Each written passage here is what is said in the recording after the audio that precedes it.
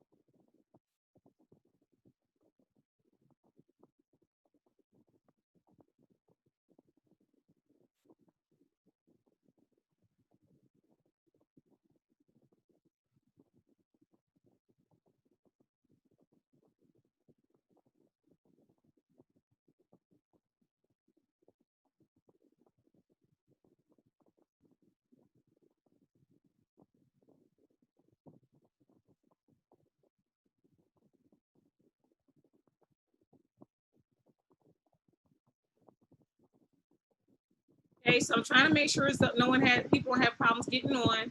So this is going to be an hour waiting for other people to come on to the panel. In case you're wondering, this isn't a Bible study, but because I use my real Zoom talk for my Bible studies, it has my formal church title, but this is not a Bible study. We are letting it all hang out.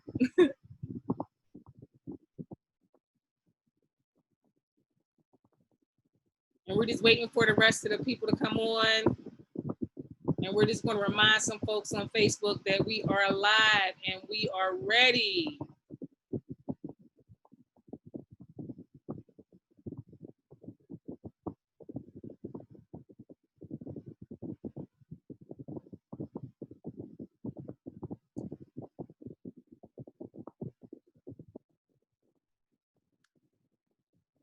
Hey, Facebook family, I'm going, is it on yet? Okay, are we on? Okay, Facebook family, hopefully y'all heard me. Real Talk is starting at 8:30. The information is on my page. So I'm going to read it to you again because in case you have to scroll down, the meeting ID is 868-8034-2302. The meeting password is 726252. If you're looking at my page, you should see the picture of the man and woman in the green and yellow sweaters. So that way you can come on. So I will put, so the meeting ID is going to be, make sure you can get in, 868-8034-2302 with a password.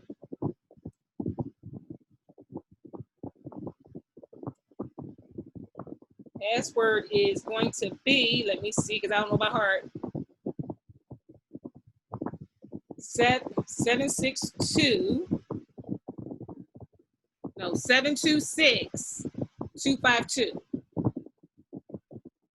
726-252. So I put it in my message on the Zoom, on the live video.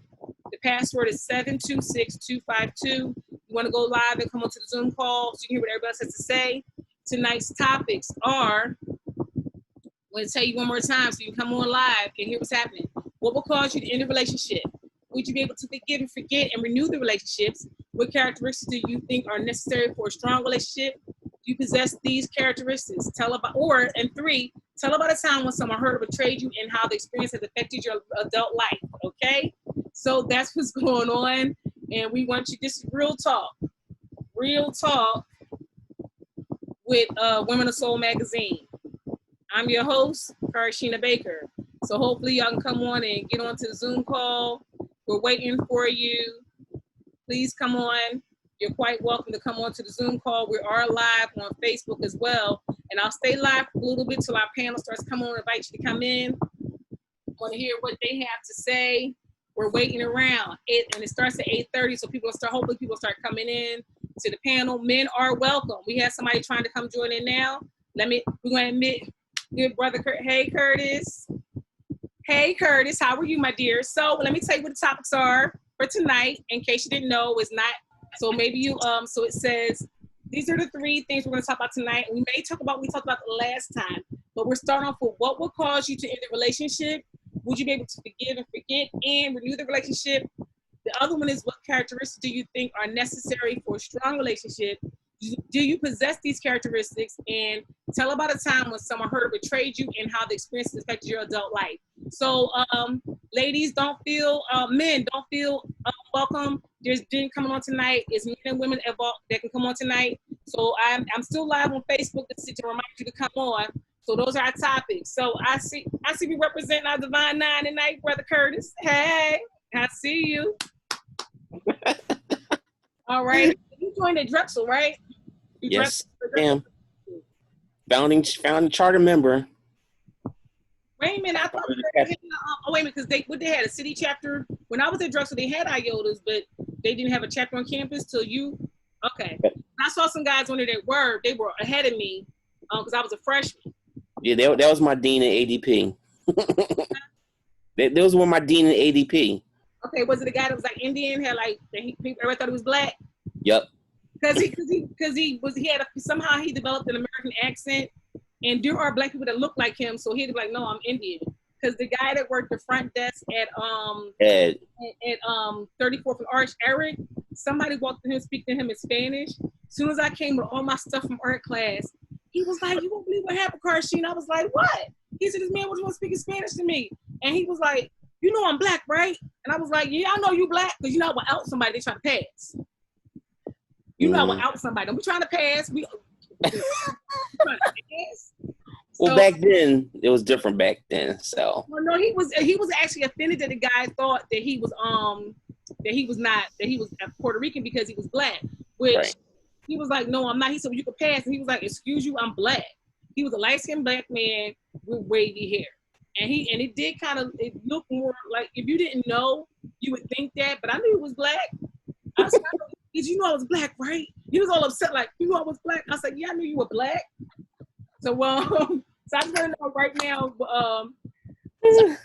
So if you want to go, I'm waiting for we ain't waiting for nobody. We can start now. So just wait. Kimberly says she's coming on, and the dude that was talking about All Genders Matter, he claimed he's coming on. I'm letting him know we waiting.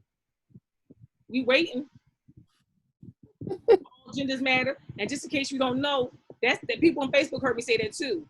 All Genders Matter. We waiting for you. You got some topics. What happened? I said when I logged in, I heard some deep topics. I'm like, man. And that's the topic. That's the topics. Yeah. So I'm waiting for all Genders. Now I'm staying live for a little bit, but then I'll come out. But I see Sister Kimberly coming on. So Kimberly, let me remind you of our topic tonight, Miss Kimberly. In case you were wondering, you ready? Because good brother Curtis said they sounded deep and he didn't want to say nothing. You leave Snow Black alone. That is Snow Black. That is Princess Snow Black over there. She enjoying the beauty of his creation. Look, I'm letting the air conditioner blow on me. Because something happens when I go to lunch and I come back next to the air. I'm like perspiring like I don't know, it just feels in the horrible. field? Huh? Out in the field? I was out in the field.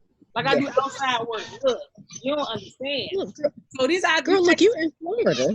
You are in Florida. You know, you talked to me on my lunch break, so you already know I was outside grabbing the ice cream and stuff. So here are our topics tonight. What will cause you to end a relationship? What will you be able to forgive and forget and renew? Would you be able to forgive and forget and renew the relationship? What characteristics do you think are necessary for a strong relationship? Do you possess these characteristics? 3, tell about a time when someone hurt or betrayed you and how the experience affected your adult life. Now keep in mind, we will be airing this episode on Sarruddah's Real Talk page. So you can be frank. We just won't want to be. I mean, let's be real, but let's not be. Let's be real. Let's hang out. We're gonna let it all hang out. Yeah. So anyway. But tonight, I'm just gonna rename myself for tonight to leave. We're gonna take the rev off. So we keeping it real today. We're gonna take the rev off. Amen. You took the yoke off your neck, huh? We took the rev off. We took the collar off tonight. Yes. Uh-oh. So I'm still Facebook Live in case people they aren't able to get in so they can hear the topics. So if you Facebook Live and you hear the topics and you want to ask a question, certainly type your question out to the panel. We'll see what they got to say about it. So anybody got anything to say about the topics?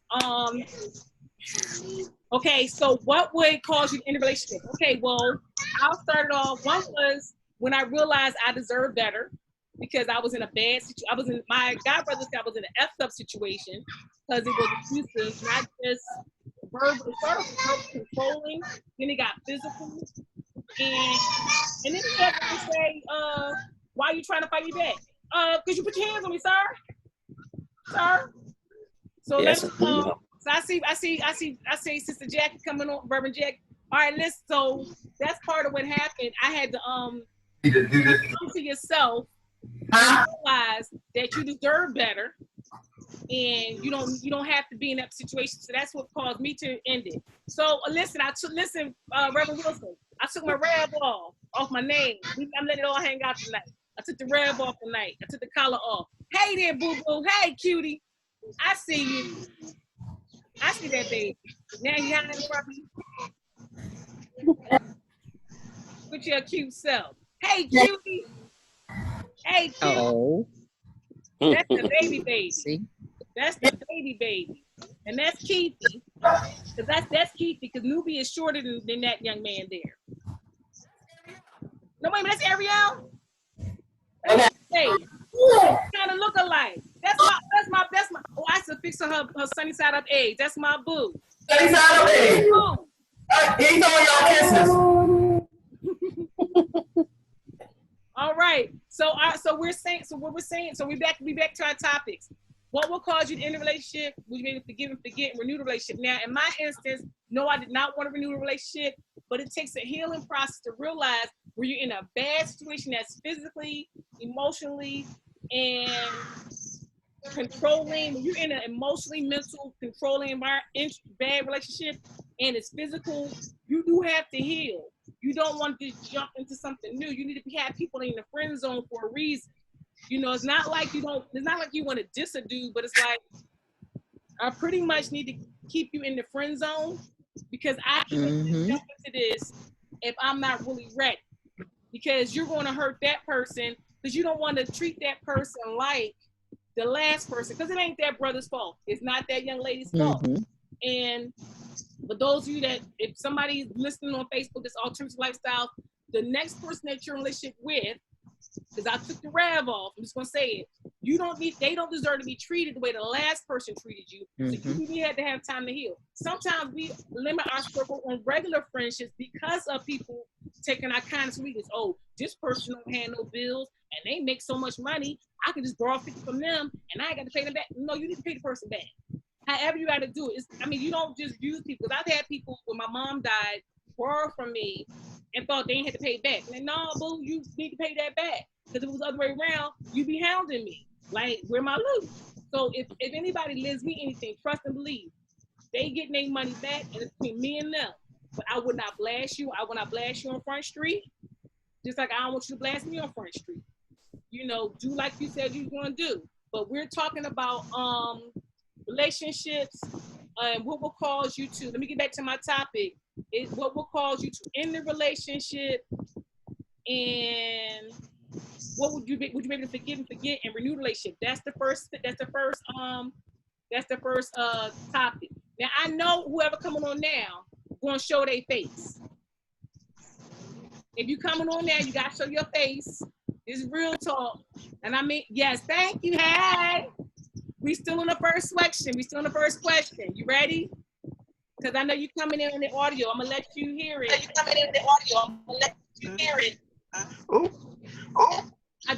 echo. I'm gonna have to turn All right.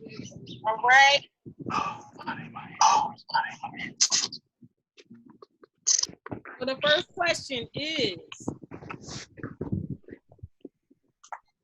what will cause a relationship give and forget and renew relationship? So whoever has the feedback, you may have to mute your microphone so you fix your sound. Okay.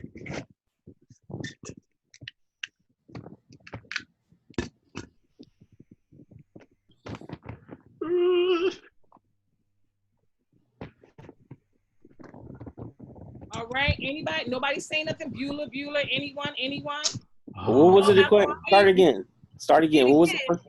Oh, you didn't hear? Oh, okay. I'm sorry about that. It was a lot going on. What would cause you to end the relationship?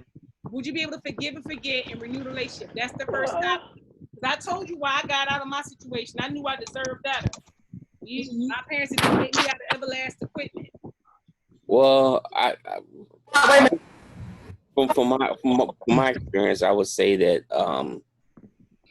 not being faithful was what started the ball rolling in my situation.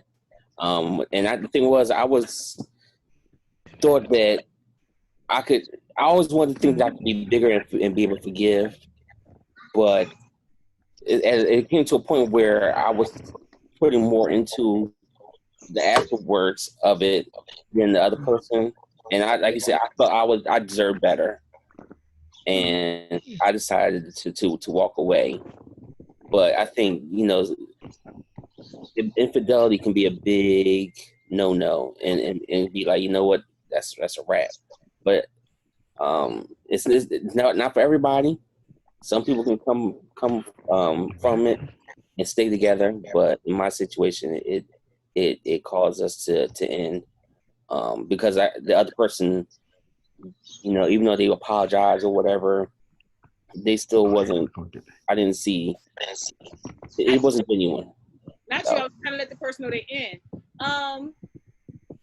So, good brother Kevin, I got you in. You're in. Are you not seeing? Can you not see us? I can. Can you hear me? Okay. I can hear you because I saw your message. So did you hear Curtis? I just came in on the tail end of it. He said, say it again for us, Curtis, because I don't want to repeat your story. If you don't mind. Not for me.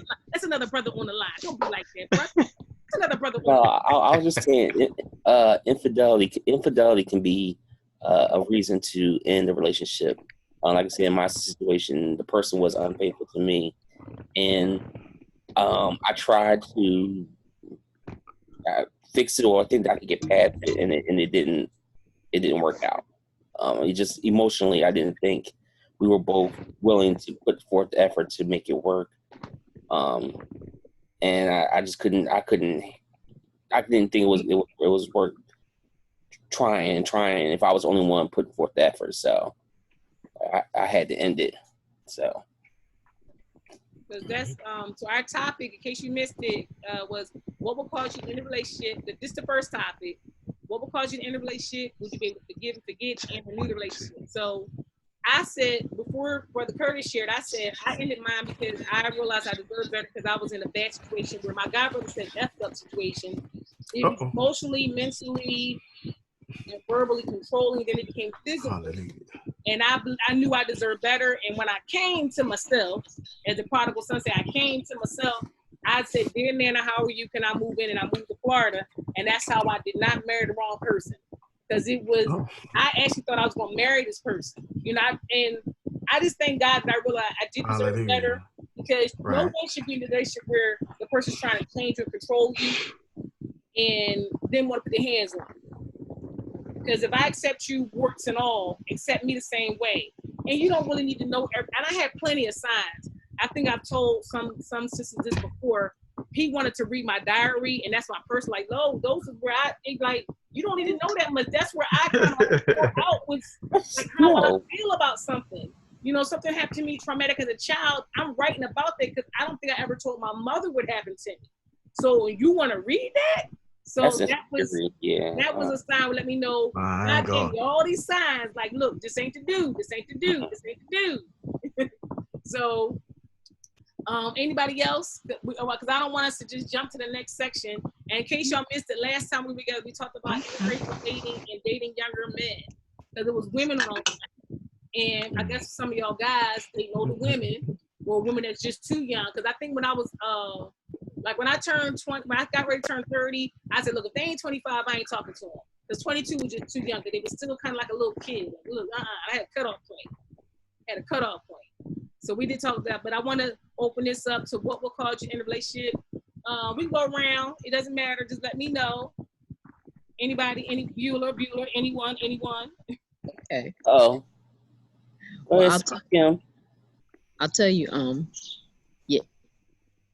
And it's not even so much infidelity, because I think women have the ability to get over it a lot better than men do. But you ain't got to lie, Craig. Amen. Amen.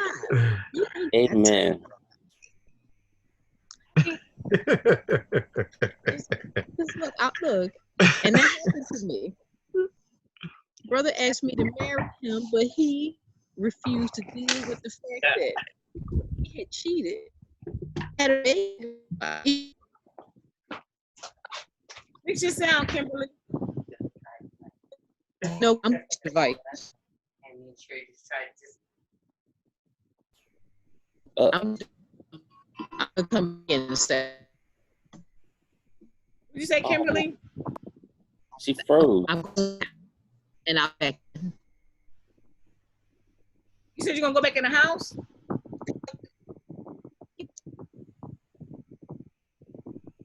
Kimberly, your screen froze. I don't know if you can hear us, but your screen froze. Yeah, Mother Nature's not participating well with her outside. I know it ain't cooperating.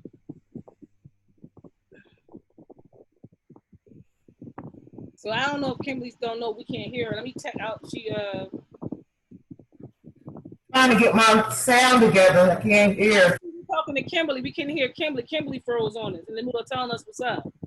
We can hear you, Reverend Wilson. Go ahead. So Kimberly froze. She's gonna have to try to come back in. I'm not gonna put her on. Wait for her to try to log back in. So anybody else? Still on the first question. What will cause you to end a relationship? Would you be able to forgive and forget and renew the relationship? Okay. I don't know if this vertical is Like Kimberly gonna try to come back in later. Because Kimberly froze, so she must be trying to go back in later. Jesus. So, good brother, my good brother Kevin. Okay, can you hear me? We can hear you. Oh, okay. Okay, now where are we? What's the question? What would cause you to end a relationship, and would you be able to forgive and forget and renew the relationship? Now, okay, I need a reminder now. Is this the Christian discussion or is this just... We let it all hang out. Most of us want to Reverend off my name. We just let it I done took off my collar. I done hung up my robe. You put it in a dry cleaner. It's in the dry cleaner. It's underneath the plastic.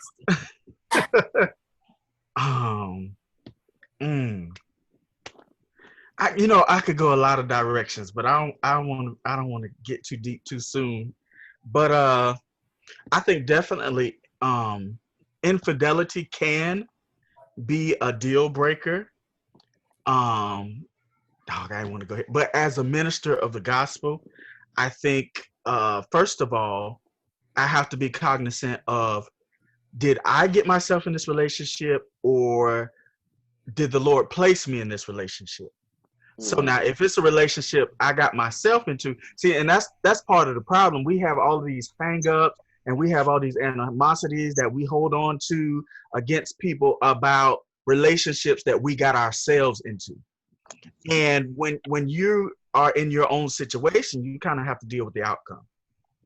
As opposed to, now I may be in a relationship and the person, let's say it's a marriage, not just a relationship, but an actual marriage. And I know that God has called me to this person. This is my spouse. And they got caught up in entanglement. And the question is... All right, Jada.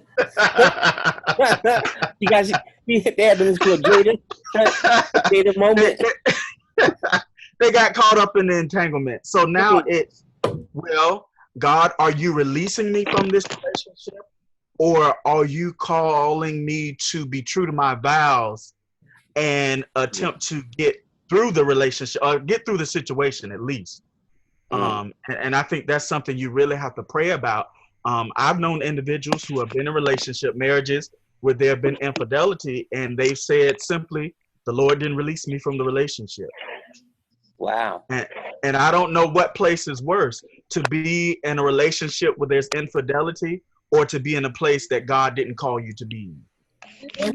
Sometimes people, I think. for me, I had all these different signs that said, get out. I'm read my diary. Then you tried to change me. He wasn't even saying. Then I decided, I'm gonna go live with you. I'm gonna keep it real. I was living with him, and I could not sleep. When I came here to 612 East 9th Street, Florida, that was my best night of sleep since year 97. And I mean, when I went to sleep, I was rocked out. I said, I'm probably not get to sleep. I mean, I was rocked. I slept like a baby. I was rocked out. Nana had the air like 75. I was out. I about it. I said, yeah, because she wasn't living right. I said, right. Yeah, that's right. It. And you wasn't living right. And I had to make a difference. I rarely tell people about that because I'm ashamed of the fact that I had the cart before the horse. I'm going to marry this person. I'm going to make this work. And God had told me before, when dude read your diary, that was sign number one. Later. So it's and then he thought because I had a car, I was going to cheat on him. I was thinking I got my car fixed. We don't have to ride the bus to go do stuff together. We can use my car to go to eat, to the movies. Like he had an apartment, I was still living in a dorm. We can go if you need to get groceries, if we don't want to buy groceries in the city, we can go out in the county where it's cheaper. Because we right in Drexel, you right there near City Line Ave and all the county stuff. Because I mean, we talk about UPenn area, but I know you been to Philly before, Brother Kevin? Yes, all I know about is like Walnut Street, Chestnut Street. We was near UPenn, Drexel University near University of Pennsylvania. So that's where I was living in the dorms, and I was in that area when I was living with him. But I've never really, this is the first time when I've told a mixed group that I was living with somebody. So I've grown as a person. I'm keeping it real. We got it all on the table. Yeah. I've never told a dude. I just said I would just tell guys I'm the wrong person. I've never told a mixed group that I was living in sin. Is it that bad though? Well, first of all, it taints the relationship because God didn't ordain. If we gonna get Christian like with it, if you are supposed to marry this person, you should not, or if that you really shouldn't be in a situation where you're playing house. Mm-hmm. Really shouldn't. Amen. Because the covenant, because God, how was God gonna bless the covenant when y'all doing your own thing? If we gonna go Christ-like with it. And I've heard people say, well, I'm gonna marry him anyway, and we got a joint account together. But if you made, let's say you make so much more money than him. He an hourly person, you a salary person, $45, $50. He make hourly money. If he decide he want to take the money and bounce, you cannot take him to court. You want to know why? Because it says Jane and John Doe on that bank account. It doesn't say you're the top and they got the extra permission to take the money out. And you're like, but these are my pay stubs. But you got his money. He got access to it. He got access. But listen, even if you I mean, I'm just saying, even when you go ahead, Rev, fix your phone, Rev, we can't hear you. You can hear me? No. You're cutting in and out. Oh my gosh, hold on. Now, I know some people that have lived like that and they're together now and they're still together. But my thing, and here's the thing, and I'm going to say this, and I know somebody met. My thing is, and I don't want to talk about nobody personally, if I get myself a situation where I'm living with you and I get pregnant, we already living together. Let's go ahead and go to the preacher. Ain't no wait, no year, player. We already in. And I've seen people say, we want to wait to get married. We all already living together. Already shacking. Go to the preacher. Right. Mm-hmm. That's why be real, but I have never played house. That's it. And you can be married to somebody and they take your money or they misuse the funds. Because my mother told me, if you decide when you get married to have a joint account, that's your choice. She told me hers went to my dad, and she said, what I did was I took my name off that account, got my own at First Pennsylvania. You remember First Pennsylvania? That's old school. That's old school First Pennsylvania. Yes, it is. That's old school. And she got her own account, and he said such. And she said, well, did you put money in the bank account? And he was like, well, she said, did you deposit your paycheck to cover the mortgage? And he said, did you? And he just looked at her like, and he had to go down there and take care of that. Because you can't pimp your wife's paycheck. And I'm going to share that with you because my mother shared it with me. You cannot pimp your wife's paycheck. You a man. If your job is I'm going to pay the mortgage, the lights, the gas, PGW, PICO, Department of Revenue for the city of Philadelphia. That's everything. And you hear the food, babysitting, which is their agreement, then do so. I'm just saying. Look, I was raised in the house. My dad paid the bills. That was it. I mean, if we talking about, my parents got married in the 70s, so they were looking at getting an apartment. They was looking at my grandparents, the grandfather that's living now, the one that's 103. And my grandparents said, well, for that amount of money, y'all can put a down payment on a house. It was like $1,300, first and last, the security. What? It was like, for whatever it was, it was a down payment. It was like $1,300. It was the same. We're talking the 70s. We ain't talking now. Yeah. The 70s. Hello, McFly over there, Curtis. But y'all talk. It ain't about me. Sister Jackie, you were saying something about the money, and you had got cut out. Her bank account cut her off. The squeeze. Right? Kimmy just left. She said, No, I mean, it's women if your mama taught you right, y'all get some mad money or your own bank account because, and I was like, well, is mad money for if you get mad and got to go, or is it just mad money to go mad with, so, but it's always good to have, your own account because if you have your own money and your husband gives you money, then you buy him something with that. Isn't it like he's buying his own gift? Yeah. My personal It depends. Am I sticking it down? No. For his money. It don't depend. Use your own money. Don't buy me a gift with my own money. Well, if you think about it, if he's the breadwinner,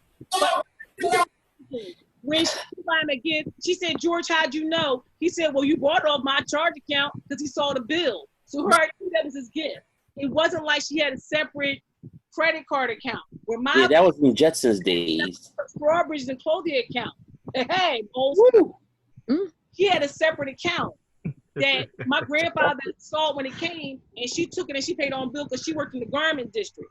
Now, when she died, he took over those accounts because he didn't mind shopping at Strawbridge's and the other little store. And when he had Penny's and Sears, she had Strawbridge's because she would go down there and go to the market downtown, the little food thing in the building downtown. But anyway, if I buy you something and it's with if I'm a home, well, let's say I'm Happy Homemaker Susan, and I buy you a gift. I'm gonna buy it with cash so you don't see it on the charge account, so you don't know. Now, if you go through my stuff and look at, there go my gift, then you spoil the surprise because you being nosy.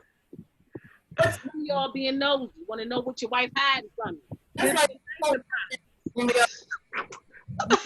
buying somebody like say you say you have a joint account and you buy the gift and the majority of the gift is yours, Curtis. Say I'm just using you as an example. But the thing about it is most of the time if I'm buying somebody a gift, I'm buying them something that they probably would not buy themselves, or maybe they might need something. And like a lot of times men don't like shopping with women. A lot of them, they say I shop like a guy because I'm like in it. I hate going from store to store. I hate going down rack to rack. I want. I'm gonna get sneakers. I need a dress. I need a black suit. You know, I'm like that. I'm in and out. You know. No. So you know, with a lot of confidence to get married. You know, if God, we're going back to this thing. If you are unevenly yoked, people always evenly yoked is saved and unsaved. That's not necessarily true because even in the Bible, and Paul said that you can save your whole household. Meaning, if you live in your life, you have to have a potential to save your household. So, but that's the word. And unevenly yoked could be educationally. It could be culturally. My husband and I met in the we were in Germany. We met in the army, fell in love, all that good stuff. But we were completely different. New Yorkers and Philadelphians are just totally different. You know, it's just a mindset of the way they think. And it was like, you know, after we got married, it was like, oh no, this is, you know, we probably could have worked it out, but I took responsibility in saying that I think I was maybe 75%, maybe 80% the cause of my breakup. And it didn't have to do with infidelity or anything, at least I don't know for sure if it was infidelity. But I think it was a lot of being unevenly yoked, a lot of unforgiveness too. I'm gonna tell you something about New Yorkers, man. It's like I didn't even get my third strike. You know what I'm saying? It was like 2 strikes. I was like, wait a minute. Can I get let's play basketball or something? At least I get 5 fouls. You know what I'm saying? Like, so they was like, no, you out. You know, and it stayed like that. He was very, unforgiving. And I think we probably could have made it work, but now, you know, he's moved on years ago. But the thing about it is we never got divorced for about like 35 years. So, yeah. So we got divorced. Hey, look. I know the story. I'm just messing with you. Didn't nobody else know? I knew, but look, my parents. I was like, I knew what you just talked about for 3 years. I understand. I just had to make a debate. Yeah, but you know what? When I was ready to get married, or say if I was the one to go into a relationship. Now, you said that you couldn't sleep for your relationships. All my relationships didn't work out because I was in a relationship and still married, even though I was. I'm just saying we weren't together. We were living in. That'll preach, though. That'll preach. In the bed, I'm still married. So that'll preach. Relationship because I still had baggage. You know, not that I'm bringing this baggage, you know, verbatim, but it's like it's in the back there. So, and I never found somebody that would say, okay, hey, I want to marry. Because that was the thing is, if I'm ready to move on, but we should have split then, and then maybe we could have had a more fruitful relationship. So, you know. All right. Now, if y'all want, we can go to the next topic. What characteristics do you think are necessary for a strong relationship? Do you possess these characteristics? So I think that friendship is very important, and accepting somebody the way they are. Like, I got bad understanding. You gotta do like the preacher. They say talk plain to the preacher. Say talk plain, preacher. Look, talk plain to me because I got bad understanding. I was having coffee with somebody, and I was reading something. They asked me something, but I was reading something. So I heard part of what they said, and I was reading something. So I said, no, because such. And they was like, Ms. Baker, that ain't what I said. I said, oh, what'd you say?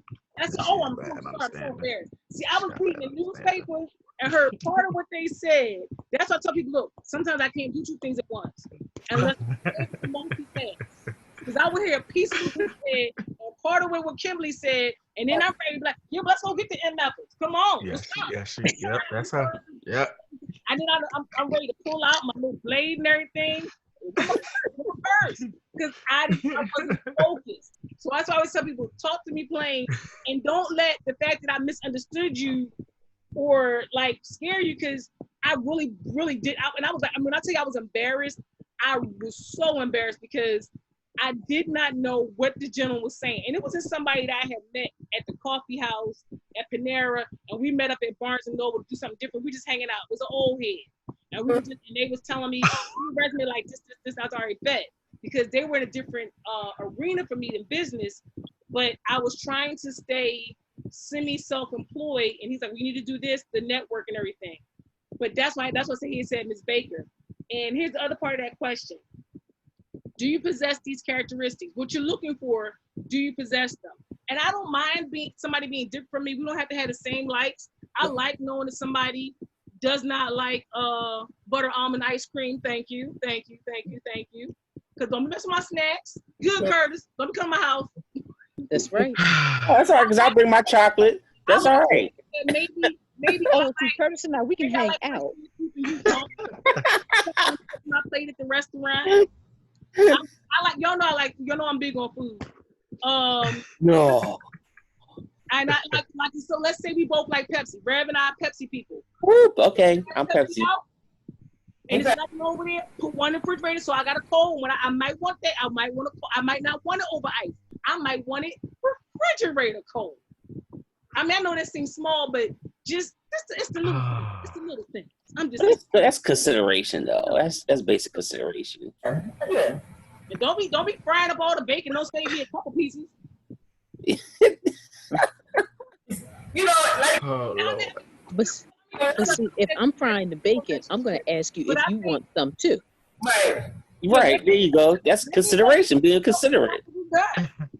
But on the real, on relationship, it's like, can you be that person's friend? Are you going to be a real companion? Can I get some couch time? Or maybe sometimes brothers be like, look, I listen to your problems. Can I get some couch time? Maybe they want to lay back and you just let them tell you about their day. And sometimes I think we don't be each other. What Bob Newhart was a psychiatrist. We're not gonna give each other their couch time. Like that person made us pour out. I may not want you to fix it, brother. I made it that you let me. Can I just pour it out? Let me get it out because it was horrible. And it's just I had a horrible day, and it started when I stubbed my toe at the foot of my bed, or something, anything. Couldn't get to the bathroom in time, and had to run to the bathroom at work, and you don't know, anything could have happened. Anything could have happened. Let's be real. But seriously, what you're looking for in a relationship, do you possess those characteristics? That's the next question. What's happening? I heard an exhale. Ooh, somebody exhale. Somebody exhale. One of the ladies. What was? But you should, whatever characteristics, when you're talking about stuff like honesty and communication, and you should possess the same thing. That goes back with being evenly yoked. Your characteristic either be cohesive or enhance somebody. Like you might, like I had a cousin that they were married, and as a dynamic, they were like a power couple. He was a preacher, but he was quiet and laid back. She was outgoing, first lady outgoing. Consequently, they ended up getting divorced. But as a power couple, when they were together, it was like Mrs. Valentine. Well, my cousin, Mrs. Valentine and Victor. Victor Valentine. You can have that because sometimes if you got somebody that's always outgoing and he's always outgoing, then it's like y'all trying to bump heads because everybody's talking at the same time. But you should look for people that enhance what your quality, like being with them. It's like when we talked about, I think we talked about this before. Everybody goes into a relationship thinking it's 50-50. Out the door. And I learned this way back as a 19-year-old private. No, I was a sergeant at the time in Korea, and I was sitting there talking to these two lieutenants that were married, and I don't know. We were in the chow line, so gotta wait. So you're talking, and they the ones that told me this. He said, "No, we don't approach our marriage as 50-50 because when you have a 50-50 mentality, that means you're only giving half of yourself." He's like, light bill is $100. I'm only going to give 50. If you have the 100 and your partner don't have the 50, but when you coming up with yours, boo, because sometimes the relationship might be 75-25, but you have to be 100% of whatever part you are, All right.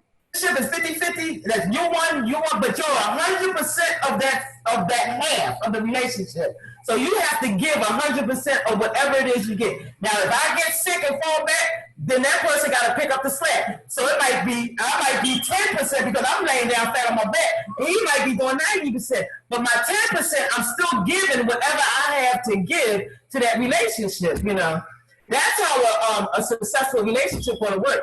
And I guess, you know, I haven't found that yet, so I'm like, Amen. Bring on it. My own rings on. Rev keeping us holy, because I sure took my rev off to let you know I'm letting it all hang out. So what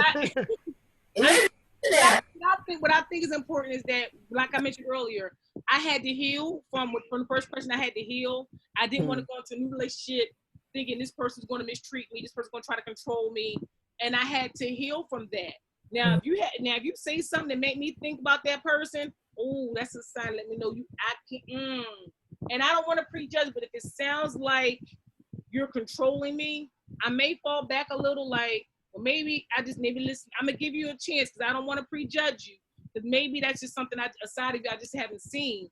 But I would never treat that person, that gentleman, the way I was treated, because it ain't his fault. But what I'm not going to tolerate is you trying to control me. I mean, you know, like I told y'all about the tire man. I wasn't expecting somebody to put tires on my car. I was driving for the turnpike and had to drive all across from either Valley Forge way up to Mid County. You never know where you was going to go from Philadelphia, where I was going to have to work. Mid County, Plymouth Meeting are right near each other. When you look at it, those are no former turnpike, and Valley Forge is near King of Prussia. And it was other places I could go, like Willow Grove and some other places, but you never know where you're going to go. So that's wear and tear on my car. And I was gifted 4 tires. Not once did that person say, Karshina, you got to pay me back. He said, I'm putting these tires in your car. You need them. You ain't got to pay me back. And when I tell you I was speechless, I was like, I ain't know what to say. Kimberly, Jackie, Curtis, I ain't had no words. I was like this. Wait a minute. I just said, there's nothing that you want. Like this. Right. You got to ask questions. There's nothing that you want. I was like, I had the phone. I was like, I'm here. Thank you. Because I didn't know what else to say. Because I had never had anybody do that for me and not ask for the money back. Or I got you. In kind payment. I got in kind payment. And he never did that. That's true story. I had a guy here, had my car, he was in Hawaii, and he put tires on my car. Then he threw it up in my face. What's up with this automobile problems y'all be having? Hey, Brother Curtis, look, Brother Curtis. You put those tires, I see that. But I knew I had to get tires, but my thing was I was getting the oil change, because I needed the oil change. What I was going to do was, I had the coupon. I was going to get the thing where buy 3, get 1 free. And he had asked me about the price. And he said, well, he got the price for me, he got the tires. But the other shoe never fell where he said, well, you got to pay up for them tires. Now, the part that shot me about it is because I thought he was a hottie. So I just knew he was going to come saying, look here, Reverend. Oh, Lord. You would have to pay for the tires. Because he knew I was a minister. And he never asked. I mean, he did not. I was so, and it's not that I'm looking for somebody that's going to that will do that for me. That was wonderful. But I'm like, if something happened and you can help me, that's great. But I'm not looking for somebody to try to juice, as we say in Philly. I ain't trying to juice nobody. If you're there for me because I need the help, that's fine. Yeah. But I'm not trying to juice nobody. Yeah. I'm not saying I don't need help. I'm not saying I don't need somebody in my corner. I just don't want to depend on you, and then I'm sitting there stuck in the middle of the interstate. Like, I thought you was going to pick me up and get my car towed. Now I can't even sit in my car been towed. I'm standing here waiting for you in the middle of I-4. Because we're in Florida. I'm in Florida, I-4 or 76, Broad Street. You know, and I ain't got no subway tokens. I was about to say, you better get on the sub. I ain't got no day pass. I ain't got no money for no Uber. See Smarty Pants over there, Curtis? Smarty Pants Curtis. Curtis is to my left. I don't know what Curtis had on y'all screen, but he on my left. But what you looking for? I'm looking for somebody that I could be a real friend with, that even if we were to be intimate, I could still be like, we can still go to the mall and people watch, like, look. Look at them. They done came to the mall, got the gift. They ain't stopping the food court. Look at me, they leave right now. They ain't stopping the food court. They got food at home. Look at them running past the food court. Because I do stuff like that. I go to the beach, eat my chicken from Publix and drinking my sweet tea. But look at them bad behind me. I have a good time. Everybody else, what you looking for, and do you possess those characteristics? You looking to the sisters, what you got to say? Go ahead, Rev. Rev, you gotta fix your sound. You going in and out.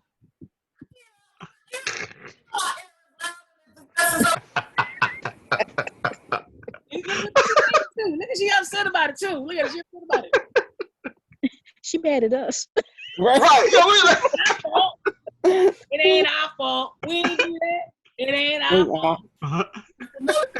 Make sure you not muted. No, Kimberly's the only one that muted herself. Anywho.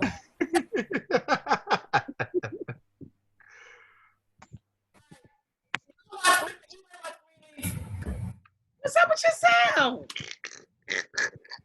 We ain't hear nothing, Lord. Type it in chat. Question. You hear me? Sorta.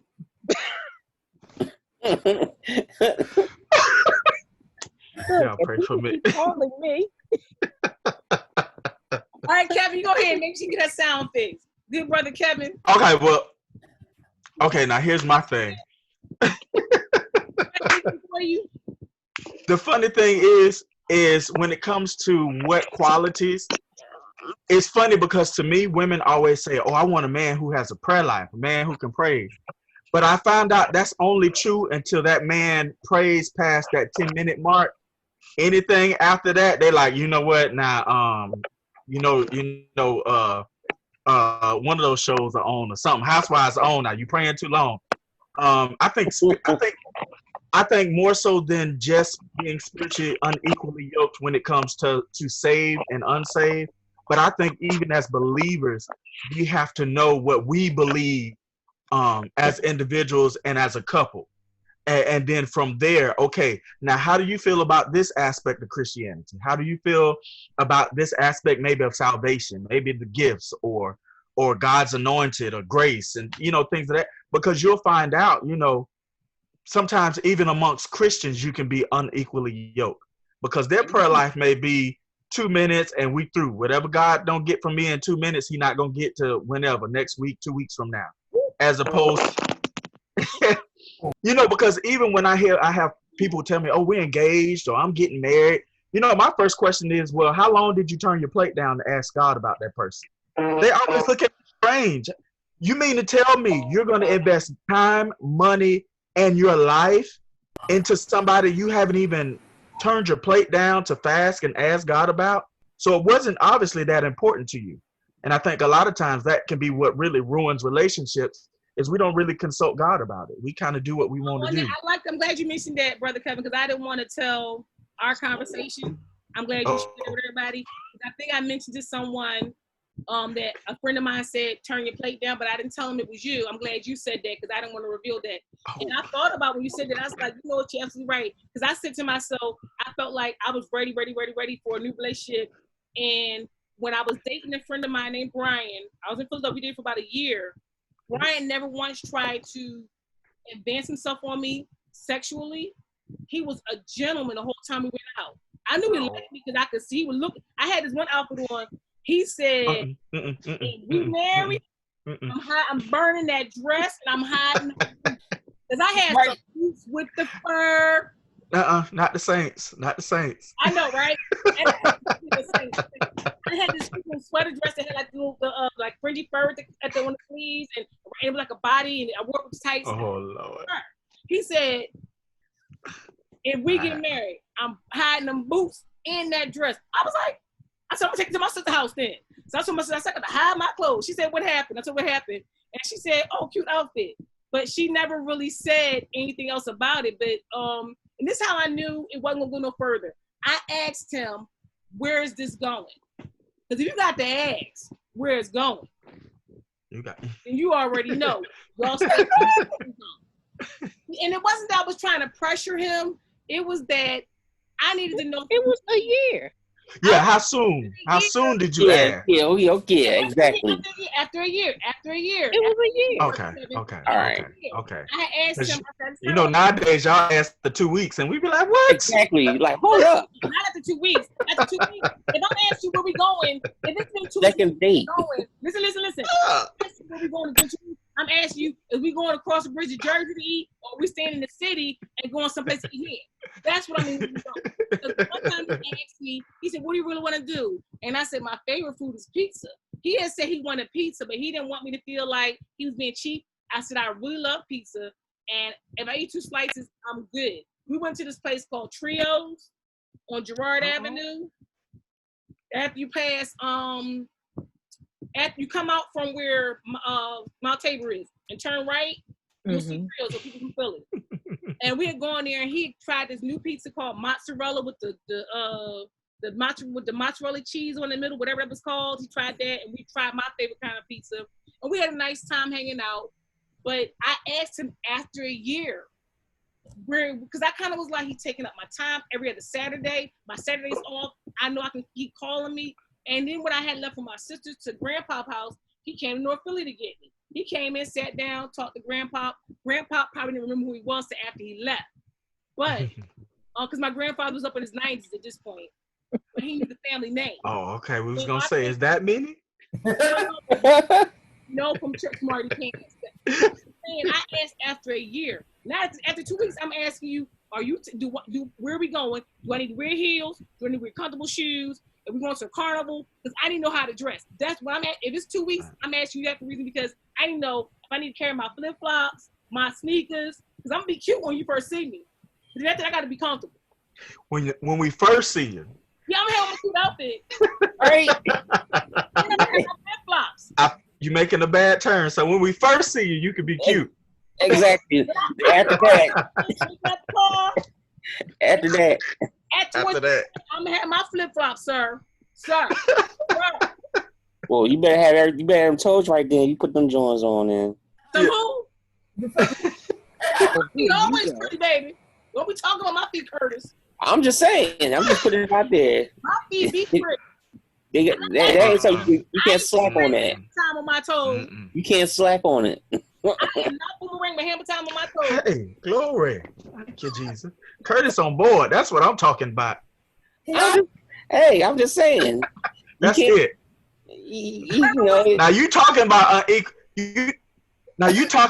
unequally yoked. Let her toenail paint be chipped. It's over. We can. It's a done deal right there. We done. What? Pathetic word. I can't. And I don't do nothing else. My feet. I'm keeping concrete for a living on my feet. I'm not gonna keep concrete. I used to keep my nails done, but that slows down my typing because when I got into writing and being self-employed, I had to type up my contracts and do all that. So I keep them clean now.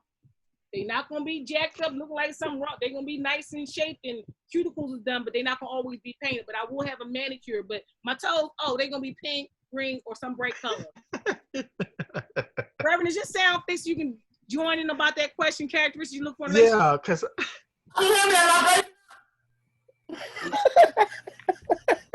you know what? It may be that she's doing it on Wi-Fi, and maybe the signal's not strong.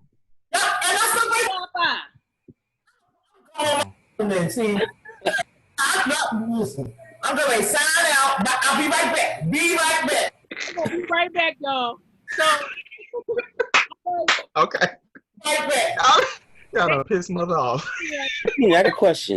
Y'all ready? Think of the other one. So she come back. If y'all ready, the other one's called Tell about a time when someone hurt or betrayed you and how the experience affected your adult life. Well, for me, that's if you heard. For me, it kind of made me. I do have trust issues. Kevin and I talked about that. I got trust issues. He said, "What that got to do with me?" But I'm just letting you know. I got trust issues. I'm not saying you gonna betray me as a friend. I'm just saying a sister got trust issues. And I think it was because I felt like if I told you things about me that were personal Don't use them in an argument to win the argument. I think that's Oh yeah, who does that? and that's what happened with the Petty ex when people. Paul was married. He was saying stuff that had nothing to do with. It's like really, Yeah, yeah. that has nothing to do with the argument. So that's you the know, and I other one. preached that in a sermon too one time. What happened? As I preached that in a sermon too. I was talking everybody about on Samson Curtis and is a Delilah. preacher. Brother Kevin, everybody on his Brother Curtis. He he that I think he's Looking at undercover training. people. no, he that usher. He that usher to be like this. They doing the declaration. They praying. You can't come in. You can't walk down the aisle right now. You gotta sit right here. You can't do- And he got his gloves too, Brother Kevin. He got his gloves and his badge. That's and right. That you don't hear Marshall or the convention. That's right. You Look, gotta wait. look, they trust him with the offering basket. Big Kev, so he like. Oh, but he good. He they trust him with the offering. He He do the offering too. Yeah. That's him. yeah, they trust you with the offering. Hey. Hey, Carson, what question we had again? What was that?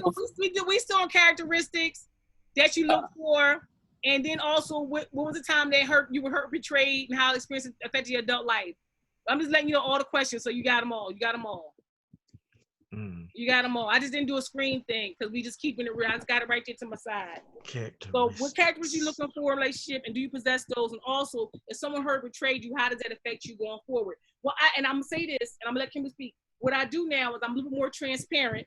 As Brother Kevin knows, I said, look, I got trust issues, and because I feel like if I'm vulnerable with someone, I don't want them to use that against me.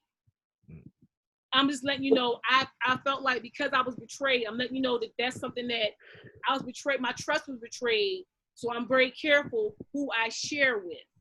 Not that I don't want to share. I'm just trying to be careful. And let's see if Reverend sound work. Go ahead, Sister Kimberly, before Reverend. Oh, she back. Go ahead, Sister Kimberly. Well, preacher that I am, Matthew 7:6 says, do not give what is holy to dogs. Huh? So everything ain't for everybody. Lord. I'm sorry. Saying. I represent. I'm Baptist Costa. I'm sorry. That's okay. This AME sister right here will get a good shout on. I'm just saying, but you should have trust issues. We should all have trust issues because everything is not for everybody, and we need to be more careful about who we open ourselves up to. I don't think that having trust issues is a bad thing. I think more people need to have trust issues, and we wouldn't have some of these entanglements that we find ourselves in. Be not entangled. Every wind and doctrine. Amen. Can y'all hear me more? Now go ahead, Reverend Wilson. Can you hear me more? I had to wait till my laptop come, and then I'm gonna be able to see all y'all at the same time. Anywho, I don't even know what I was saying. But now we're on, there was somewhat, now we're still on characteristics you're looking for, but I also opened up the next question, which says, if you want to jump on that one, tell about a time when someone hurt or betrayed you and how that experience affected your adult life. I mentioned that because of past hurt, I'm kind of careful and I have a trust issue with sharing what has happened to me. And I think I had a friend, I didn't tell y'all this, but I had a friend that, and I'm gonna keep it real with y'all. We've been friends since I was 10. And I was talking about when I was in chaplaincy and somebody saying, oh, well, I was molested. I can't really tell you everything. They said I was molested, so that's why I act like this. And that's why I do this and I do that. And I told my friend, I said, that's an excuse. And she said, well, how would you know? And I said to her, I do know because that's an excuse. And she said, how do you know? And she never knew something happened to me. So I'm not getting into details with y'all. Something happened. And I said, for me, that's an excuse. Because you got, first of all, y'all got kids and y'all grown. And y'all had let someone you and I felt that they were using it as an excuse in the class to say, this is why I do this. And now I know for me, I'm afraid to use my voice because of what happened to me. Because I don't want to sound like I'm jumping the gun. So I had to find my voice to speak up for myself because of what happened to me. But I would never say I well, I'm going to that what she was using it as an excuse of saying that she didn't understand something because of that. No, just ask your question at work. I felt that was a lame excuse. And I think because that I never went beyond the veil and told them anything personal about me because I didn't feel like I wanted to share with them because I felt like they would try to use that and say, oh, and Karshina too. Don't put me in your mix. I felt like my ability to share with the group will come at an appointed time. So when we walked out to City Hall, to the subway, I told them, this is what happened to me. This is who did it. I didn't share because there were men in the room. And I told them the specifics of what happened. And they said, oh, I said, I didn't share with you, not because I didn't trust you all. I don't want any men to know what happened. And that's where my barrier stops with the trust issue. Like, I'll tell you something happened to the child, but I won't tell you because it's men on the line. Because I haven't gotten to that point to say what exactly happened. Right. But you know what though? If people, like when things happen, it's a lot when things happen. People handle things differently. Karshina, you are strong. I'm not saying I don't know what the situation was, with the question or how they came out. But a lot of times, if people are using that as an excuse, it's because they have not dealt with that issue. Right. You know what I'm saying? Because it's been such a stigma, especially in the Black community, that these things happen. And I think when The Color Purple came out, a lot of people started talking about, that's back in the day. I have a cousin that went to her grave not knowing that her grandfather was her father too. And it was one of those things that, in the Black community, we never talked about stuff. Children were always seen and not heard. So I even preached that one time. It's like, when you're seen and not heard and you're taught not to speak up around, authority figures and adults. And my parents grew up in a time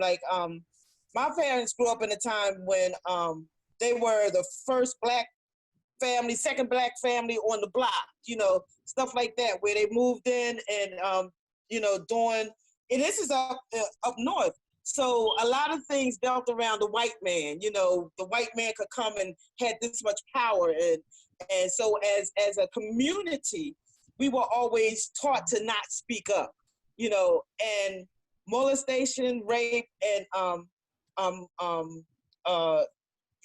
and things along sexual abuse and sexual harassment, especially among Black women, we've been stigmatized since the days of slavery.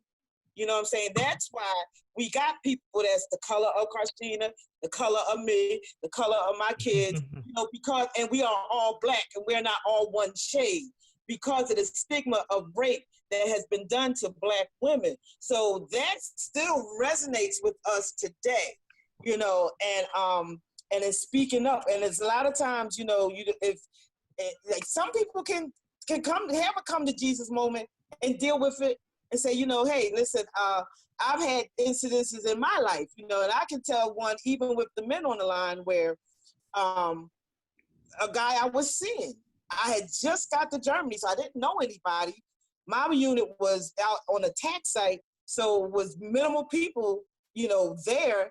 And I kept saying, no, stop. And if somebody had not walked into the day room, I would have been a whole completely different person than I am now.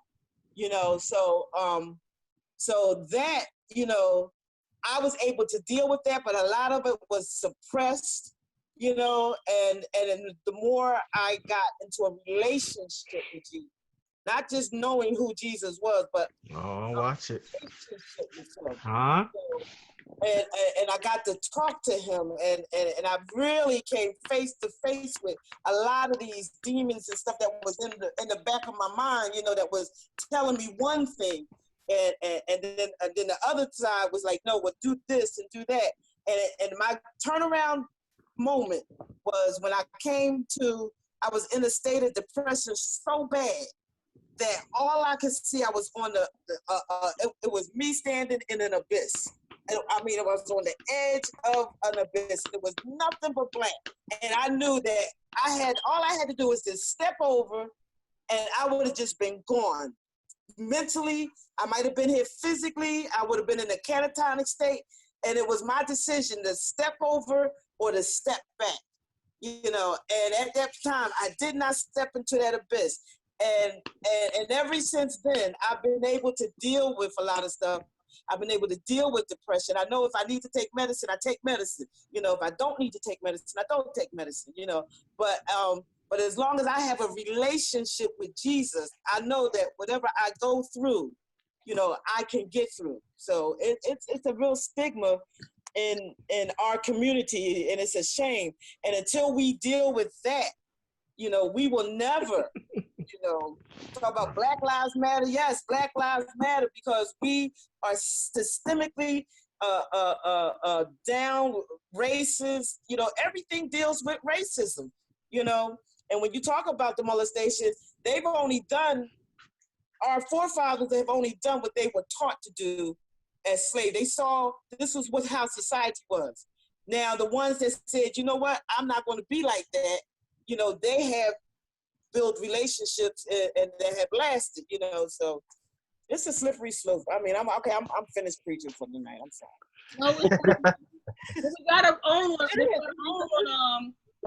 You know, because it's not easy for us as Black women to share, even that something happened to us, you know. Right. But until we are able to come to the table and let them, you know, let you guys know this is what is going on with some of us. So sometimes if you have a girl that's kind of pulled back, you know, think maybe, you know, you don't ask her, but just think, you know, you don't know what's going on in her life, or like you don't know her story, you know what I'm saying? And until you come to that point where you're able to share in that intimacy, you know, and you know, that was one of the things that that broke up my marriage, because I could not tell my husband what had happened. He kept asking me, and he knew. And when I finally told him, we were already split up, he was like, I knew it was something.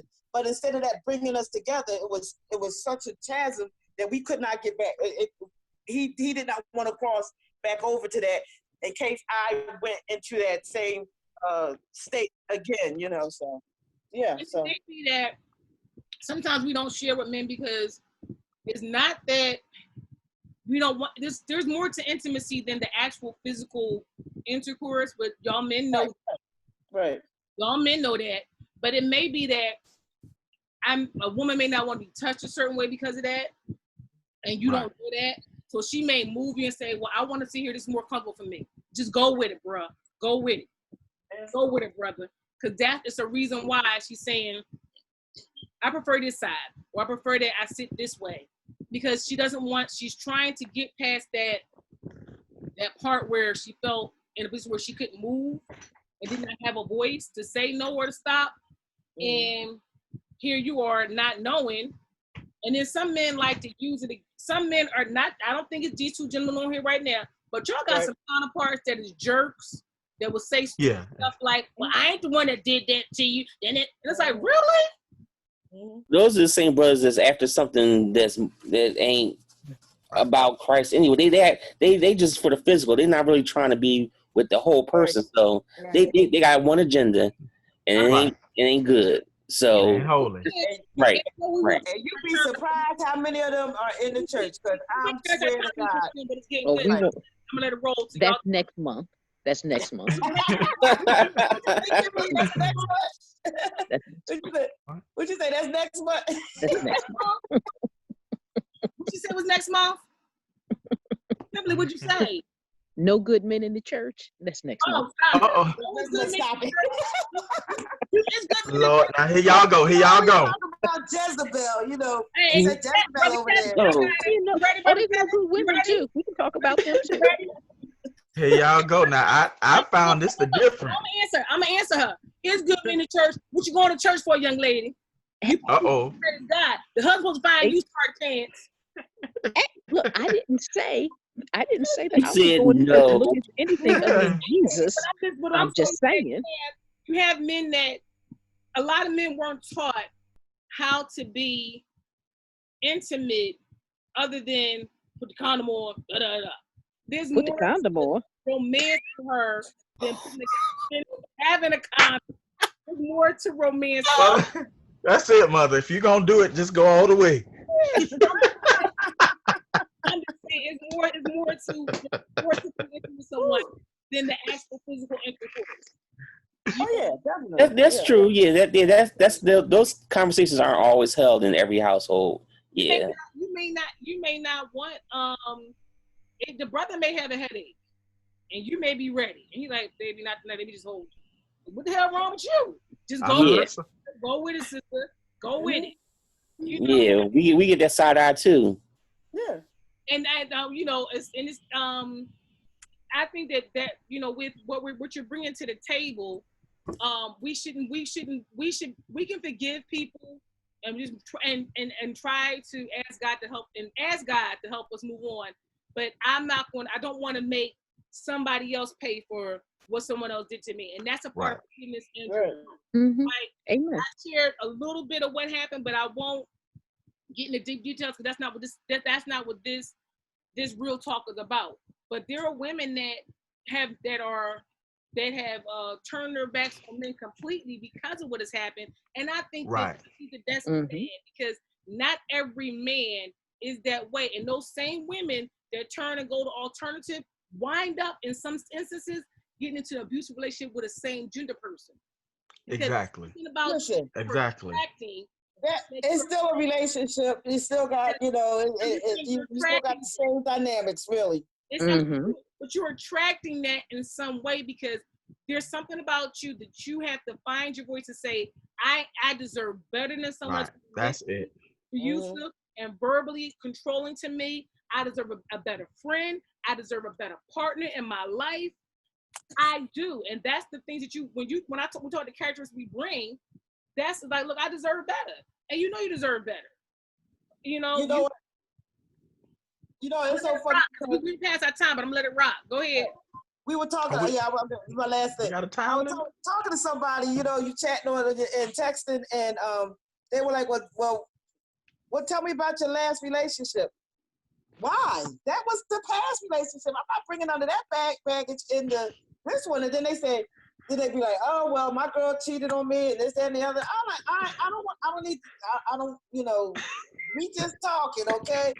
That stuff need to be way down the line. But a lot of times we bring baggage into our relationships, it's like, what happened in this relationship? That's what, I think that's what you were talking about, Christina, with trust issues, because it happened in the last relationship. So you're not ready to fully trust that it won't happen to this one, But I tell you, when two people, I was up front.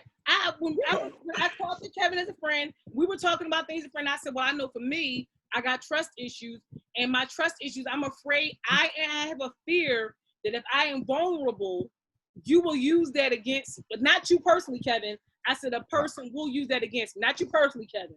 I don't think I'm talking about you personally, brother. I'm just saying. And once you deal with that, you take that to the Lord, then you'll be able to. Once you deal with it, yeah. I know I own it, and I feel like, and sometimes I feel like I care more about the person than they do me. Like like Kevin said, turn your plate down. I'm like, ooh, I ain't pictured the wedding, y'all. I ain't pictured the wedding. I did not picture the wedding. I did not picture a wedding. I'm just saying. I'm like, ooh, I want to do this for this person. Like, I want to, like, I like to try new recipes. Now, I tried on myself first. Now, I tried on me first. I don't be trying them first. I wanted to eat one time. Be your own guinea pig. I looked at the ingredients for vanilla cake, made the cake from scratch. And like, there's I had some squash in the house, and I told Kimberly, I said, I don't want to get rid of it, I want to eat it, but I don't want to just saute it. I looked up and made myself squash casserole. Squash parmesan with the breadcrumbs and everything. It all pretty good. Now, see, I'm my own guinea pig, but I'm that person like, oh, I would really love to be able to do stuff like cook for you and do things like that. That's me. But I ain't say I had to wear. I ain't put the brother in the tuxedo, y'all. I ain't put him in the tuxedo. I'm just talking about the things that show that I'm that person that we don't always have to go out. I cook something, we can sit around here and chill. That's the type of person I am. And I think that I did that with a friend, Brian. Brian was like, I just paid my mortgage and I want to take you out. And I said, well, I got some Happy Dollars. Y'all know what the Happy Dollars are because I got some again today. I said, I'll go this and that from the supermarket. You know what the Happy Dollars? Y'all know what the Happy Dollars are. If you don't, Curtis, your food stamps. Happy Dollars. I thought it was some money God gave you or something. No, Yeah, I'm thinking this Happy Meal money. She got $5 stashed away. no Happy Dollars. I bought a frozen dessert, and I said, what you want? And I went and got some stuff. And since I knew he didn't want vegetables, but I wanted a salad, I met him in Jersey, went over there. My brother-in-law gonna tell my sister, and it was funny because I told y'all Brian never tried anything, and he said, Sheena gonna get some. She going to Jersey, and I must have said she going to Jersey. What's she going to Jersey? Who you going to Jersey with? It was just funny. So we had a nice time. I cooked. We had a nice time. We watched something that was on cable. When I tell you he didn't try nothing, I promise you, hand to God, both hands to God, he didn't. It would have been nice had he, because I fell in the shower and I needed somebody to help me get up. I did fall in the shower. I swore you heard that. I had stayed the night. Oh, jeez. I told God, you okay. it's real. Oh, okay. Hey, you fell in the shower? Oh my God. I can't. Shower, you couldn't get up. Wow. And fell. I was like, how I said, Only you. You don't see me naked, right? Because at this point, I'm a little bit slimmer. I was a little bit slimmer. I wasn't, all this here. Oh, Jesus. And so I'm trying to figure out how to get up without calling out. I said, if I got to call him for help, this is going to be real embarrassing. Because he's going to be trying to see his way around and get out the shower. So eventually I do get up. But I promise y'all, he did not try nothing. I swore this man was going to try something. I thought, and this before trial sermon. This way. Oh, the pre-trial sermon, okay. Pre-trial sermon, I'll do this, but post-trial sermon, I'm going to do this. After you get that license. Look. This was tell him now you're ordained to lay hands, huh? Right. Or get laid hands on.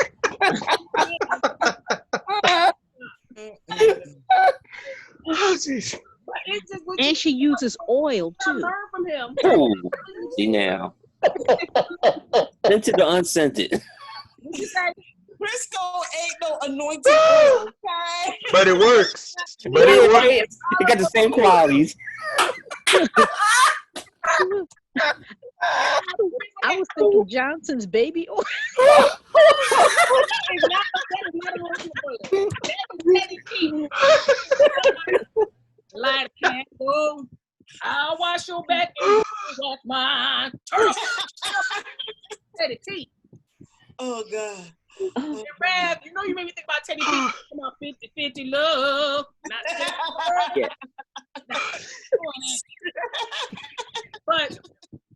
But what I'm saying to you is, what I learned from him is that you can date someone and not pressure them into jumping in the bed. I want more. It's more to a person than that. And that's right, that's what I learned from him, because I was waiting for the other shoe drop. This joke going to try something. He never tried. So, but anyway. What if Curtis? What if the person you and the other person are both Christian, and you are intentionally holding back that because you want to do it the right way, but they take it as you're not as into them as they are into you? How do you and they're Christian too, but they're not getting it. Is this just something? I mean, how would you explain to them that as much as you want to go there? As much as you want. I wish you're I saying yourself. So, but I'm gonna let Minister Kevin come at it. But I'm gonna tell you what Brother Christopher said to this lady at the annual conference. I'm gonna let you go, Brother Kevin. Go ahead. I'm gonna tell him what Brother Christopher said. Go ahead. I didn't have a comment. I wanted to hear that one. So here,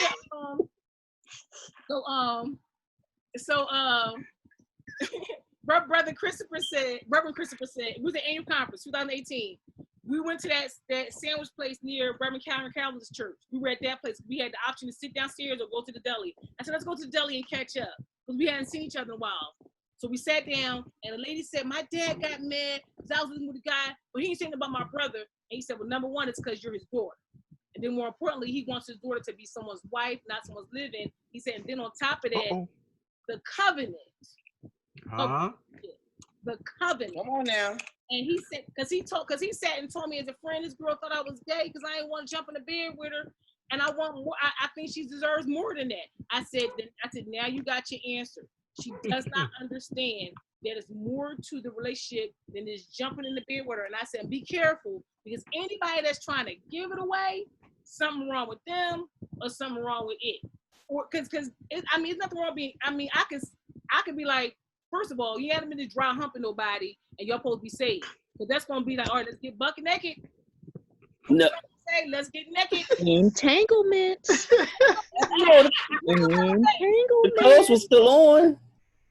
I'm just saying. But eventually, you will get entangled. At some point, if you do something, I think that if you go too far with a person, it's like, well, we stop and we go ahead. But I feel he said it just like this: the covenant's not there. You're living with someone, and the covenant is not there.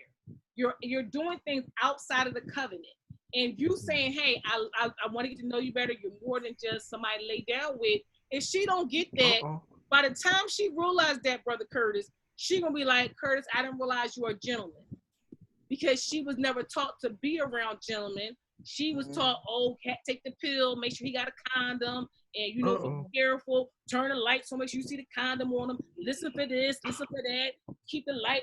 I had a sorority sister tell me, make sure the lights is on so you can see the condom on. Like, really? That ain't why. Ain't nobody trying to have the lights on while they doing it. They trying to have the lights off.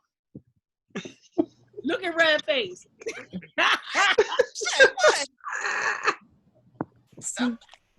I'm just saying. It depends. Look, but it messes with the covenant, because I could really be into, like, y'all know, I told y'all I like a specific type of. I like a specific type of dude. I ain't gonna say who it is, because don't might be thinking, oh, she after me now. She after me now. Anyway, but I like a specific type of dude, and my thing is, Satan got your dossier. Satan is sitting that. And you be like, he's so fine, and he had that bald head, or he had his body was cut, or he had on this and he had on that, and then he leaned over, and I felt his hard chest, or his hand touched my hand, because Satan know how to set you up. He will set you up. Yes, he will set you up, and you sit there talking about, dear mama, you won't believe what I'm going through. Still, I got my head up, just like I promised you. Look. What anything else, people? Because we done went past our time. Cause y'all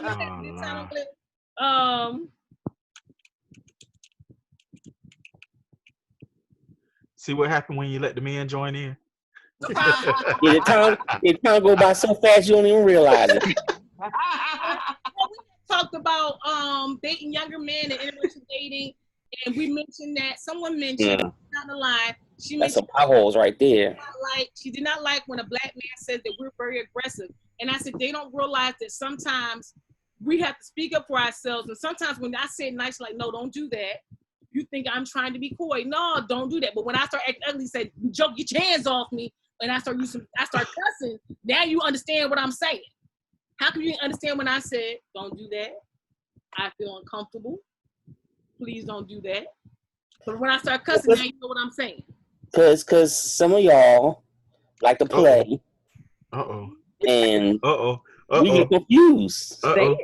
We get confused. And it could be innocent. It could be innocent, but we get confused. You don't know playing or you serious. You can be monotone or whatever.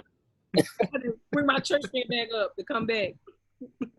But I'm talking about not necessarily when it's not intimate, like we getting it in. Well, yeah, just in general. I'm talking about if we're holding a conversation and you say something that I feel is a nerve for me. And I'm like, please don't go there. I don't wish to go that route. You want to keep on going to make me act like a monkey. That's what I'm talking about. When I act out, you say I'm aggressive or I'm mean, I got an attitude problem. But when I speak up, because when you're trying to find your voice to tell someone, hey, look, that's crossing the line for me. When you say it nicely, some folks don't understand. Not at all. Right.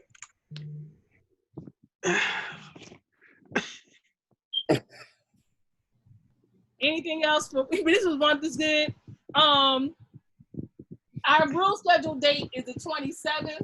So 2 days from now, 2 weeks from now, we're gonna do it again.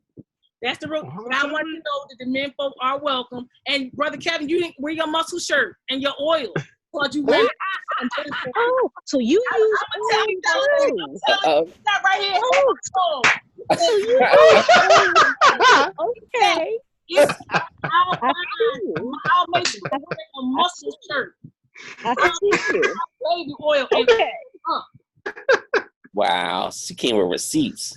No, you receipts. I know, right? He got receipts. Trust me, I can't ever say I didn't see that. People like this, Your Honor. Right. When I met her, I'm at the church, she said, listen, I've been black all my life. I've learned to keep receipts on black people. You gotta think drop your bag like Chinese takeout. Look. Wait a minute, let me pull up here. You just reminded me. I'm supposed to pull out something today on somebody. I don't remember that. Okay, you don't remember that. All right. Wait. Let me go to my archives. Wait a minute. Kevin will tell you I was being extra. Remember this? Thank you, my brother in Christ. Y'all know she extra. Hallelujah. Yes. Yes. I feel some type of way when my friends don't respond back to me. I'm like, okay, my sister. All right, my sister. I'm like, all right, my brother. And he was like, brother in Christ, why you being extra? I'm just saying, my brother in Christ, my sister in Christ. Wait a minute, Rob. All right, we ready to wrap this up for this episode of Real Talk. Wrap it up. But why? Wrap it up. We're having so much fun. Yeah, ain't nobody got a bedtime but my baby, and he all right. I got the world-class wrecking crew in here. Okay, I got to go back and break it Ralph get ready to tear some stuff up. All right, Rev. Oh, Talk to you later, Rev. oh. All right. Rev leaving. If y'all not leaving, let me know, because I'm just asking y'all. Rev. I don't have to leave. I'm just saying. I just got them back. They're quiet. I gotta go. Well, in that case, I got a question then. Wait a minute. Rev's scared we're gonna pull out cocktails when she get off the line. I finished mine. But hallelujah. You be caught. Exactly. Look at her. What you got behind you, Baker? What you got behind? Ain't nothing behind me but them ballet shoes. This the Fuji apple juice from Publix. Now I can't hear. What the heck they done did to my thing? We had to stay later because Reverend Wilson sound wasn't working. And we had to wait for her to come back in. And she was talking. Like right now. Like right now. Oh God, no! I gotta get these kids together. I gotta sort some stuff out. So Well, have a good I night. love you all. Good meeting you, Kev. You coming on Blessings. again, and we can have some fun again. Definitely. 27th, right? Well, I Of see y'all course. Wednesday night. We do Yeah. our Bible study. Reverend, That's a little more. Reverend, you come to Huh? Kevin's a music. Brother Kevin is a musician. Oh yeah, what you play? Whatever they let me. Oh yeah. Listen, Wait, I you put Philly? my Hold on, grandma hold on. put You a set Philly? of digital drums. Playlist. I put her on the drums today. I was like, how girls? Aw. Now listen, Reverend, he not the Got minister Jackson of the 5, playlist. huh? Reverend, he not the minister of the playlist. He can actually play the piano and the organ. Oh, Okay. I tell people quick. No, I tell people quick. I play well enough to get paid. That's about it. I'm not the best. Thank you. That's I'm me. not the worst. Yeah. I play well enough to get paid. I play well enough to get paid. I know that's right. When we open up, I might give you a call. We'll be in a position. Kevin, it's a story behind that because Brad was playing for me at a church, and the dude said, "I'm the minister of music." So Reverend said, "Oh, do you play?" He said, and he was the minister of the CD list. Oh wow! In other words, you the DJ. You're the DJ. You're not the minister of music. You're the DJ. There's a difference. You're the DJ. Wow. You're the DJ. Yes.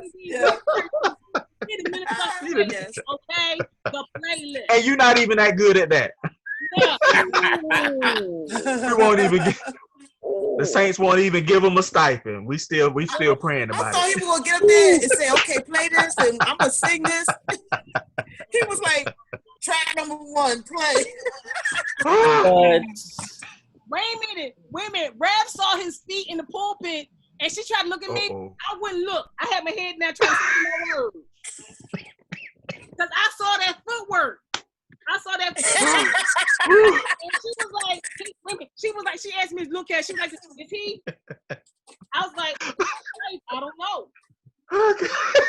oh my God. All right, y'all. I gotta go because the kids is in here now. The baby sleep, but love y'all. I'll see y'all on Wednesday. I'm asking you also. We're gonna ask the men, and we'll let you know what the topic is gonna be. So I'll let you know what the topic is gonna be. I'm gonna ask the men. So go ahead. All right. Wait a minute, gotta leave the meeting. Leave. That's good. We're gonna have to think about that one.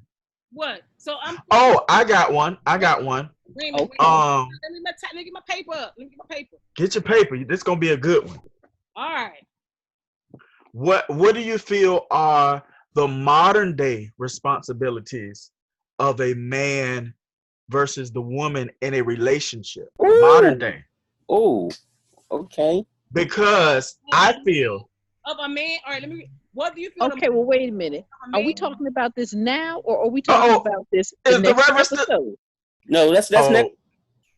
This is gonna be a good one because I feel like in this modern day, women want the benefits of gender roles, but not the responsibilities of equality. So they want him to pay all the bills. They want, all of those type of benefits, but at the same time, we equal. So you need to go in the kitchen and cook, or I want you to pay all the bills, but we equal enough for this to be my money and I can spend it on what I want to be because you're not my dad. Oh, wait a minute. Undo. Here we go. All right. I got you, good brother Kevin. I got you. And that's going to be, I got you. We're going to do that. Okay. Yeah, meditate on that. Yeah, because it's like, oh, well, you ain't going to tell me what to do because we equal. But when the mortgage come, okay, now you pay that. No, you just said we were equal. Now, which one is it going to be? Am I going to be the head, or are we going to be equal when it's convenient for you? You ain't my daddy. Well, if I'm paying for everything. Well, wait a minute. Is this for the next topic, or are we talking? This gonna be the next time. Next topic. It's next topic. Okay. Put it out there. This next time. Okay. But if something happens and he falls short, I'm there to make sure we keep our place to live. I'm not going to be outdoors. Because traditional gender roles also dictate. This is next time's topic. It is, but we got to get a jump start. We got to. Oh no. No. Only because I want to give us something to work with. Oh no. We got plenty. You got it. You got it. Written down. Now, either you want to talk about it now. Okay, we're gonna save it. Because I think Reverend Wilson is gonna have a field day with that one. Oh yeah.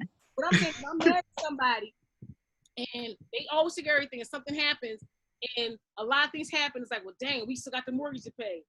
If I know I haven't touched my money, don't worry about it. I went pay the mortgage, lights, whatever, and let's keep it moving. And let's we work on this together because car broke down, something happened, leak, whatever happened, depending on where you live, like in a house or in an apartment, whatever. That's my thing right there. So we ready for next topic, good brother. We ready? Yeah, we're ready.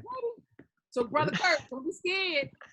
I ain't gonna be scared. I'm ready. He ready. All right. I'm ready. All right, y'all. Thank y'all for this Real Talk episode. It will be posted on Sarrudah's Real Talk page in in about 24 to 48 hours. All right.